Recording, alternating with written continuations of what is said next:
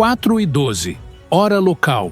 Estreito de Hormuz. Dentro do centro de informações de combate de um destroyer de escolta, o operador de sonar se inclina para frente, com os olhos fixos no visor acústico. No início, não há nada incomum. Apenas o ruído constante de fundo que sempre preenche águas rasas. Motores de navios mercantes, petroleiros distantes e o som grave de embarcações passando pelas estreitas rotas de navegação do Golfo. Então, uma assinatura fraca aparece na tela, de baixa frequência e lenta. Rumo 142. O operador escuta novamente pelo fone de ouvido, e o ritmo se torna inconfundível. Hélices pesadas girando de forma uniforme sob a superfície. Não é um navio mercante, nem tráfego de superfície. Algo mais profundo está se movendo na água. O operador fala com cuidado através da sala. Com sonar. Possível contato submerso. Rumo 142. O oficial de serviço não reage imediatamente. No Estreito de Hormuz, contatos falsos acontecem com frequência. A água é rasa, congestionada e cheia de ecos. Mas, segundos depois, o visor de sonar pisca novamente.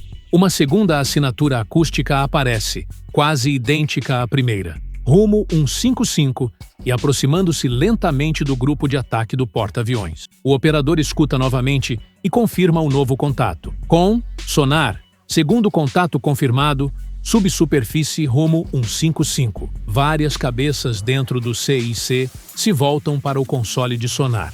2 contatos, ambos mostrando o padrão acústico de propulsão diesel-elétrica. Ambos se aproximando do mesmo ponto no centro da formação, onde o porta-aviões avança constantemente pela rota de navegação. Antes que alguém responda, um terceiro sinal aparece no visor. Rumo 168. Outro padrão de hélice girando lentamente sob a água. 3 rastros separados agora se movem pela tela. 3 rumos diferentes convergindo lentamente para o mesmo alvo. A sala fica visivelmente mais silenciosa, enquanto o operador de sonar estuda novamente o visor. Com sonar. Agora temos 3 possíveis submarinos. O oficial de serviço se volta para o mapa tático e analisa as distâncias com atenção. O operador de sonar verifica os cálculos novamente. Alcance estimado de 11 milhas náuticas e aproximando-se lentamente. Velocidade 4 nós. 4 nós não é velocidade de trânsito para um submarino. 4 nós é velocidade de perseguição silenciosa. Lenta o suficiente para permanecer discreta, mas suficiente para manobrar para a posição. Dentro do CIC, os analistas acústicos começam a trabalhar rapidamente, medindo o número de pás da hélice e as harmonias do motor. Cada submarino deixa uma impressão única na água.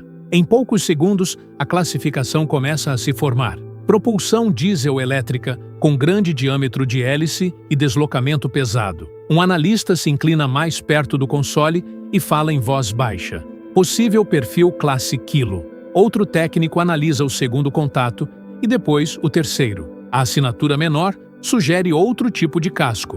Possível classe Fateh. 3 submarinos iranianos operando dentro do estreito e já se movendo em direção ao alcance de torpedos. No visor tático, 3 símbolos vermelhos aparecem sob a superfície do oceano, aproximando-se lentamente do grupo de ataque. Acima da água, tudo parece rotineiro, enquanto petroleiros atravessam a luz da manhã. Mas, sob a superfície calma, a geometria de um ataque está se formando. 3 submarinos se aproximando de 3 direções diferentes. A configuração clássica para um ataque coordenado de torpedos.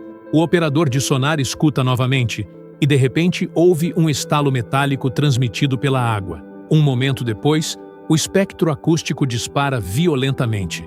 Um motor de torpedo foi acionado, depois outro, e outro logo em seguida.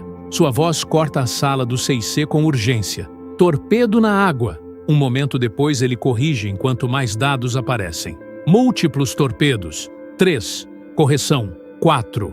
Alta velocidade. No visor tático, os novos contatos aparecem como flechas correndo pelo oceano em direção ao grupo de ataque do porta-aviões. 3 submarinos acabaram de lançar suas armas. Em algum lugar sob as águas escuras do Estreito de Hormuz, um relógio mortal começou a contar.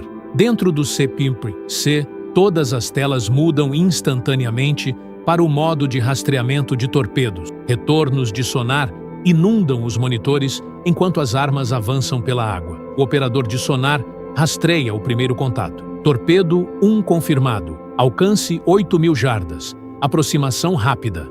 Outro operador trava no segundo torpedo, vindo de outra direção. Instantes depois, o terceiro e o quarto aparecem claramente na tela. 4 armas separadas, lançadas quase ao mesmo tempo de 3 ângulos diferentes. O oficial tático observa o mapa por um momento antes de falar. Padrão de ataque triangulado. Os submarinos não dispararam aleatoriamente. Cada torpedo foi lançado em um vetor diferente, formando uma ampla zona de morte triangular, ao redor do caminho previsto do porta-aviões. A ideia é simples e mortal: forçar o alvo a desviar de um torpedo e entrar no caminho de outro. Na ponte do porta-aviões, o capitão recebe o relatório. 4 torpedos se aproximando de diferentes rumos. Sua decisão vem imediatamente. Leme: todo a bombordo 20 graus. O enorme navio começa a virar lentamente na água. Mesmo com enorme potência nuclear impulsionando o navio, o movimento é gradual.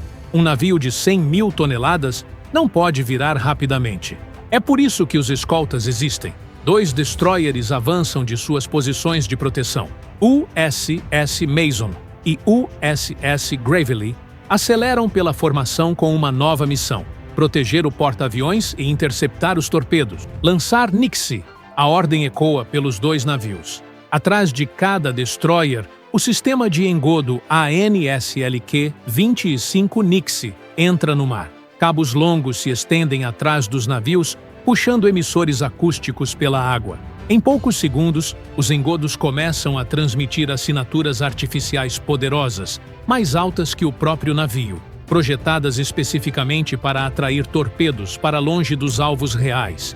Dentro do CPIMOIC, os rastros dos torpedos continuam se aproximando rapidamente. Alcance 6.000 jardas, velocidade 50 nós.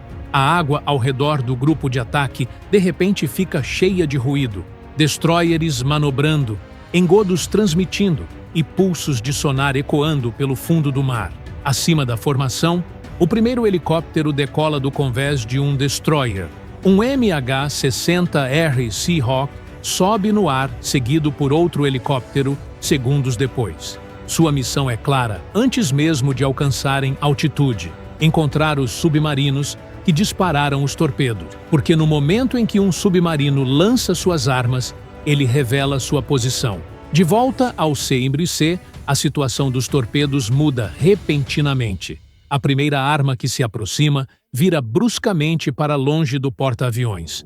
Seu sensor travou no engodo Nixie atrás de um destroyer. Contato 1 desviando. O rastro acústico se curva em direção ao sinal artificial mais forte. Segundos depois, o segundo torpedo também muda de direção em direção ao campo de engodos. Mas o terceiro continua direto para o porta-aviões. Torpedo 3 ainda rastreando o porta-aviões. A distância diminui rapidamente, enquanto o grupo de ataque manobra intensamente pela água. Destroyers cruzam o rastro do porta-aviões, enquanto helicópteros correm em direção aos pontos de lançamento suspeito. Pulsos de sonar ecoam pelo fundo do mar, como trovões distantes, procurando os submarinos escondidos. O torpedo chega a 2.000 jardas. O porta-aviões vira novamente, tentando complicar a solução de ataque da arma. Então, o torpedo hesita por uma fração de segundo. O engodo Nixie cruza diretamente seu caminho, transmitindo o sinal mais forte. A arma trava no engodo e se afasta do porta-aviões. Momentos depois, uma explosão submarina ecoa à distância. O último torpedo desapareceu, mas a luta debaixo da água ainda não terminou.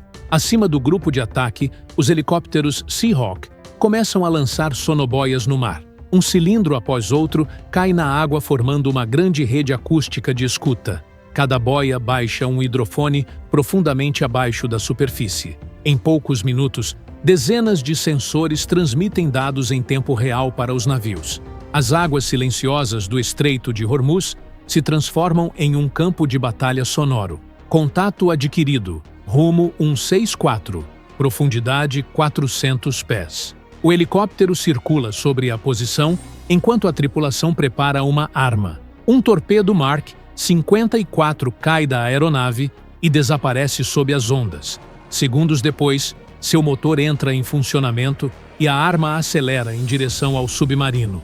A perseguição submarina dura apenas alguns instantes antes que uma explosão violenta sacuda o mar. No visor, o primeiro contato de submarino desaparece. Outro Seahawk rapidamente localiza o segundo submarino tentando fugir para o sul através do estreito. Um segundo torpedo Mark 54 entra na água e começa a caçar. O submarino mergulha mais fundo tentando escapar pelo terreno irregular do fundo do mar. Mas torpedos modernos escutam e se adaptam. 2 submarinos destruídos repousando em algum lugar no fundo do mar.